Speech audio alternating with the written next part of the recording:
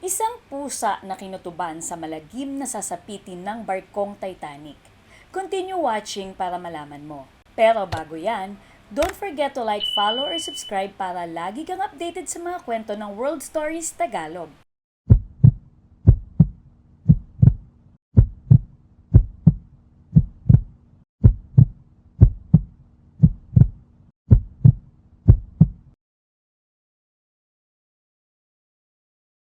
Ang trahedyang sinapit ng RMS Titanic noong 1912 ay isa sa pinakamalalang naganap na maritime accident sa buong kasaysayan.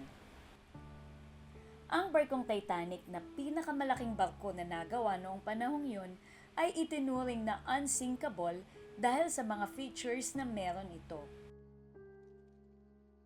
Sa kasamaang palad, ang maiden voyage nito noong April 10, 1912 ay hindi na nasundan pa dahil 4 na araw simula nang ito ay maglayag, bumangga ito sa isang iceberg o malaking tipak ng yelo na siyang naging dahilan ng paglubog nito. Bilang resulta, namatay ang mahigit 1,500 na katao. Gulat ang buong mundo sa pangyayaring ito. Hindi makapaniwala ang marami na ang barko na pinaniwala ang unsinkable ay nawasak sa isang iglap at bumulusok sa malalim na bahagi ng North Atlantic Ocean. Walang nakahula sa trahedyang mangyayari sa Titanic. Pero alam mo ba na mayroong isang nilalang na tila kinutuban sa sasapitin ng barkong ito? Ito ay ang pusa na si Jenny. Sinasabing ng mga panahong yun, pangkaraniwan na sa mga barko ang magkaroon ng pusa dahil sa dalawang kadahilanan. Una, para libangin ang mga marino at mabawasan ang kanilang pagka-homesick habang naglalayag. Pangalawa, para maprotektahan ang barko mula sa rat infestation o pagdami ng daga.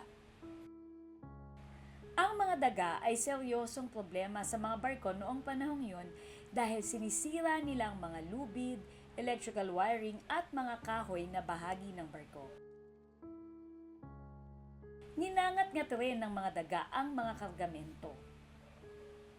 Bukod dyan, ang mga pagkaing nagapangan ng mga daga ay nasisira o nakokontamina. At ang pinakamatindi, pwedeng pagmulan ng iba't ibang sakit ang mga daga dahil sa dalang bakterya ng mga ito.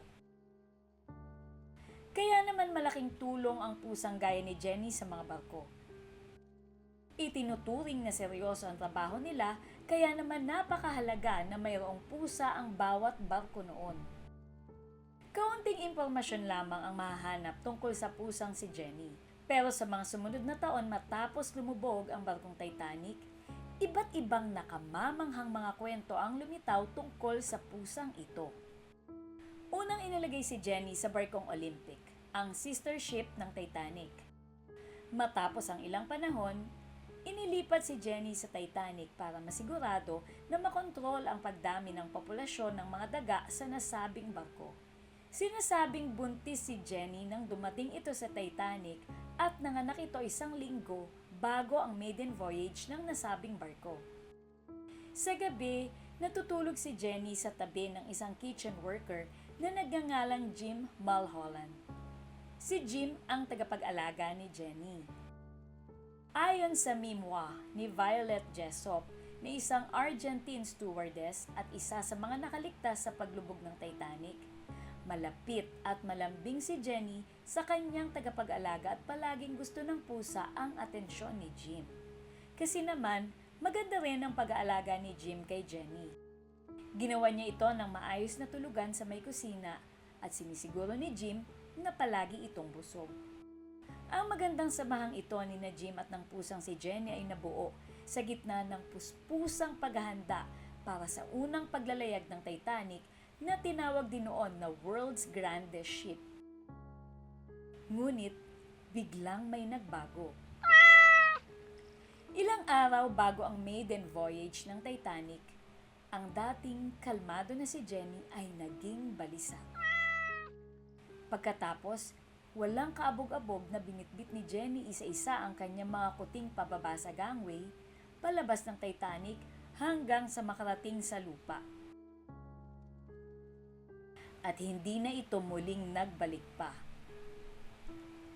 Pinanood lang ni Jim at hindi inawat si Jenny sa ginagawa nitong paglikas sa kanyang mga kuting. Ngunit sa gitna ng kanyang pag-oobserba sa ginagawa ng pusa, biglang naisip ni Jim ang isang bagay.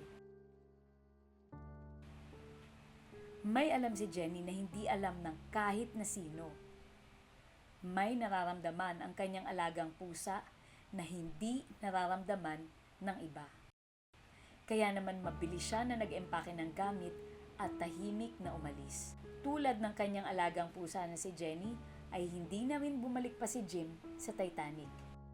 At gaya ng alam na nating lahat, noong April 14, 1912, o 4 na araw matapos magsimula ang pagpalaot nito sa karagatan, habang naglalayag mula Southampton papunta sa New York City, ang barkong Titanic ay bumangga sa isang iceberg.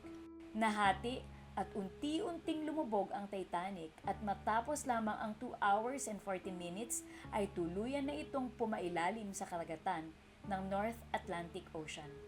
Ngunit may mga ulat na nagsasabing 1 oras bago ang insidente, isang kalapit na barko ang nagpadala ng mensahe sa Titanic at nagbabala na may makapal na tipak ng yelo sa rutang dadaanan nito. Ngunit dahil sa miskomunikasyon, hindi naipaabot ng radio operator ang napakahalagang mensaheng ito sa kapitan ng barko. Bukod dito, may mga nagsabi rin na napakabilis ng takbo ng barkong Titanic kaya hindi ito nakaiwas sa iceberg.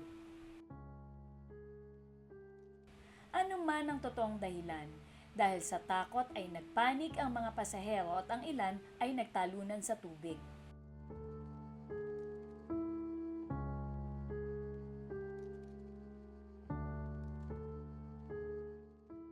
In truth, the exact number of people who died in the disaster still remains unknown.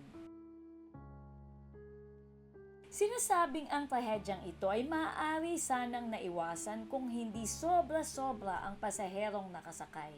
Mayroon lamang 20 lifeboats ang Titanic at ang kaya lamang isakay ng mga ito ay 1,178 katao.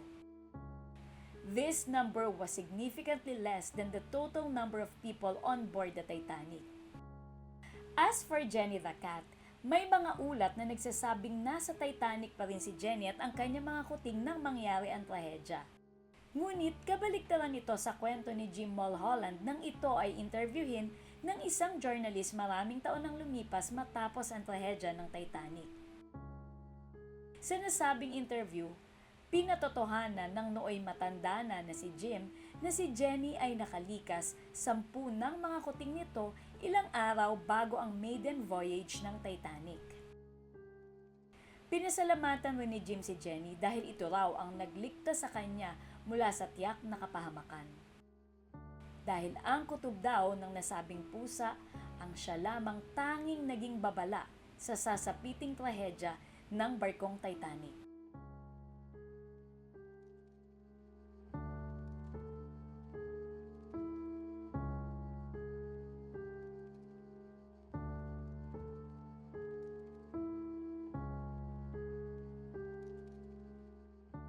There you have it mga ka-World Stories.